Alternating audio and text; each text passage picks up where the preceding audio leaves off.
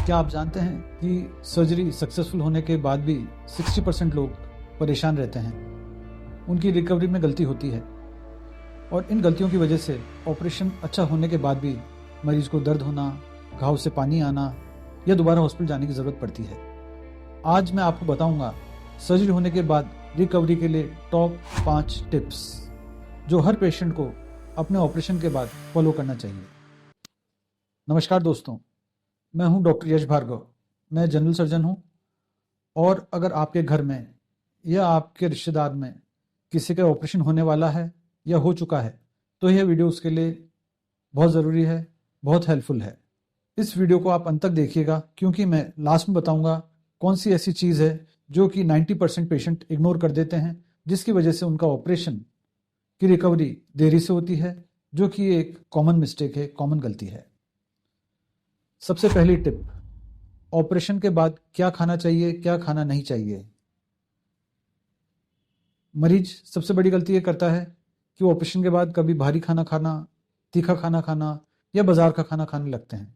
वो बिल्कुल गलत है, जो कि ऑपरेशन के बाद बिल्कुल वर्जित होता है। सही तरीका होता है ऑपरेशन के बाद हम लिक्विड लें, दाल का पानी लें, नारियल पानी लें, हल्का भोजन लें। फर्स्ट डे हम केवल लिक्विड ही लें और अगर हमारा पेट संबंधित ऑपरेशन या बवासीर संबंधित ऑपरेशन या कोई माइनर सर्जरी हुई है तो हम सेमी सॉलिड ओजन ले सकते हैं। हमें स्टार्टिंग हमेशा हल्के खाने से ही करनी है, लिक्विड खाने से करनी है।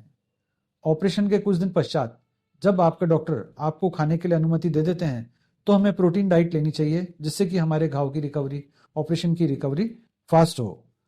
जो भी आपको लेना है डॉक्टर से पूछें। अगर आपको अपने प्रश्न का जवाब नहीं मिल रहा तो आप कमेंट में लिख के हमसे पूछें। मैं या मेरी टीम आपके प्रश्न का जवाब देने की कोशिश करेंगे कि आपका जो पसंदीदा भोजन है क्या आप ऑपरेशन के बाद ले सकते हैं कि नहीं। ऑपरेशन के बाद प्रचुर मात्रा में पानी पीना चाहिए। अगर आपके आंतों की ऑपरेशन हुआ है तो ऑपरेशन के 5 या 7 दिन बाद जब डॉक्टर आपको खाने की अनुमति देता है तो आपको खाने में फाइबर और पानी की प्रचुर मात्रा लेनी चाहिए, क्योंकि अक्सर पेट या गुदा के ऑपरेशन के बाद मरीज को कॉन्स्टिपेशन होने की संभावना रहती है। दूसरी टिप जो कि हमारी वॉकिंग और दिनचर्या से जुड़ी हुई है। हर मरीज के मन में प्रश्न होता है हमें कितना चलना चाहिए, हम कितना काम कर सकते हैं, हम हमारी जो रेगुलर एक्सरसाइज करते हैं, दौड़ना, साइकिल चलाना, वेट लिफ्टिंग करना, कर सकते हैं कि नहीं कर सकते। यह बिल्कुल गलत है कि हम केवल लेटे रहें या फिर जो हम वजन उठाते थे या जो हम जिम जाते थे वो एकदम से चालू कर लें। सही तरीका होता है ऑपरेशन के अगले दिन से हम चहलकदमी कर सकते हैं। दिन भर में 2 से 3 बार लगभग 25 से 30 कदम चल सकते हैं। भारी काम नहीं करना है, भारी वजन नहीं उठाना है। वॉकिंग से ब्लड का सर्कुलेशन बढ़ता है और हमारे क्लॉट्स होने की समस्या नहीं रहती। तीसरी टिप, ड्रेसिंग और हमारे घाव की देखभाल। हम इन्फेक्शन से कैसे बचें। सर्जरी के बाद इन्फेक्शन होने का सबसे प्रमुख कारण होता है ड्रेसिंग की गलती। गलती ये होती है हम घर से अपने आप जो हमारे पास सामान पड़ा होता है, रुई, कॉटन वगैरह, उसे हम पट्टी कर लेते हैं, जो कि स्टेराइल नहीं होता और उससे करने से हमारे ऑपरेशन में इन्फेक्शन होना और रिकवरी में देरी आना संभव है। हमें कभी भी अपनी इच्छा से घर पे अपनी चीज़ों से पट्टी नहीं करनी चाहिए। हमें हमारे घाव पे पानी भी नहीं लगाना चाहिए। हमें उस पर कभी भी कोई देशी नुस्खा नहीं अपनाना चाहिए, जैसे हल्दी लगाना, सरसों का तेल लगाना या कोई पाउडर लगाना। किसी पड़ोसी ने या हमारे रिश्तेदार ने कहा ये लगाने से इसको लाभ मिलेगा, ऐसे हमें नहीं करना चाहिए। आपको अपने चिकित्सक से, सर्जन से पूछना चाहिए, डॉक्टर मैं इसकी पट्टी कब कराऊं या मेरे को पट्टी की आवश्यकता है भी कि नहीं है। सबसे सही तरीका होता है हम हमारी पट्टी को सूखा रखें, उसको गीला होने से बचाएं। डॉक्टर के बताए अनुसार 5वें दिन या 7वें दिन हम पट्टी कराने जाएं। ज़रूरत है तो डॉक्टर बताएगा पट्टी की ज़रूरत है कि नहीं है। अपनी इच्छा से हम रोज़ उस पट्टी को न उखाड़ें, न लगाएं। अगर हमारे घाव के स्थान पे लालिमा आ गई है, पानी सा आ रहा है, मवाद आ रही है या दर्द हो रहा है तो हम तुरंत हमारे डॉक्टर के पास पहुंचें और उससे ये जानकारी साझा करें कि डॉक्टर मेरे घाव पे ऐसा हो रहा है, क्या ये चिंता वाली बात तो नहीं है। चौथी टिप है हमारी जो मेडिसिन के रूप में गलती होती है। डॉक्टर ने हमारी छुट्टी करी, हम घर पे आए और डॉक्टर की लिखी हुई दवा हम नहीं खा रहे हैं। हमें लगा हम स्वस्थ हो गए हैं, हम एंटीबायोटिक्स को बीच में ही बंद कर देते हैं।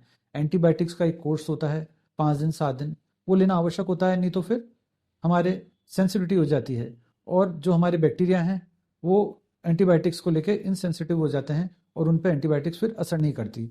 जितना दिन डॉक्टर ने एंटीबायोटिक्स लिखी हैं उस कोर्स को हमें पूरा करना है। कई बार हम लोग अपनी इच्छा से ही पेन किलर लेने लग जाते हैं। पेन किलर दर्द में तो आराम दिलाते हैं, लेकिन अत्यधिक सेवन करने से किडनी के ऊपर असर आता है और किडनी फेलियर के चांसेस हो जाते हैं। तो हम उतनी ही दवा लें जितने डॉक्टर ने बताया है, और अगर उसके बाद भी हमारा दर्द नहीं रुक रहा है तो हम डॉक्टर को बता के सेफ पेन किलर्स ले सकते हैं। हमें किसी और का प्रिस्क्रिप्शन काम में नहीं लेना कि मेरे पड़ोसी का, मेरे किसी कज़न का ऑपरेशन हुआ था, उसने गोली खाई थी, उससे दर्द खत्म हो गया तो मैं भी वो गोली खा लूँ। ऐसा बिल्कुल नहीं करें। अगर आपको ऐसा लगता है आपकी दवा काम नहीं कर रही, मैं दूसरी दवा लूँ, तो वो आप अपने डॉक्टर को दिखा के उनके जानकारी में लाके और डॉक्टर के परामर्श अनुसार ही उस दवा को लें। अपनी इच्छा से कोई भी दवा ऑपरेशन के बाद स्वयं नहीं लें। 5वीं टिप है, रिकवरी सिर्फ शरीर की नहीं होती, दिमाग की भी होती है। हमें केवल फिजिकल वेलनेस नहीं चाहिए, हमें मेंटल वेलनेस भी चाहिए।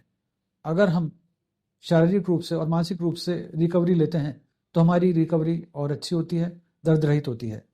इसके लिए सबसे ज़रूरी है हम ऑपरेशन के बाद रोज़ लगभग 7 से 8 घंटे की नींद पूरी करें, पॉजिटिव माइंडसेट रखें। फैमिली सपोर्ट इसके लिए बहुत ज़रूरी होता है। परिजनों के बीच में रहते हैं तो हमारी रिकवरी बहुत जल्दी होती है। स्ट्रेस से हमारी हीलिंग बहुत स्लो होती है और ये एक साइंटिफिकली प्रूवन फैक्ट है। अब आखिरी में आता है सबसे इग्नोर्ड पॉइंट। हमें लगता है हम ठीक हो चुके हैं, हमारा ऑपरेशन हो चुका है, हमें डॉक्टर के पास जाने की क्या ज़रूरत है। डॉक्टर के पास हमें फॉलो अप विजिट लेना ज़रूरी होता है। फॉलो अप इसलिए ज़रूरी होता है, फॉलो अप में डॉक्टर आपको बताएगा किन किन चीज़ों का ध्यान रखना है, क्या क्या चीज़ें आपको खानी है, क्या नहीं खानी है, किन चीज़ों से बचना है। अगर आपके बीपी शुगर है तो डॉक्टर आपको उसके बारे में बताएगा क्या क्या दवाइयाँ आपके ऑपरेशन की दवा खत्म होने के बाद भी चालू रहेंगी।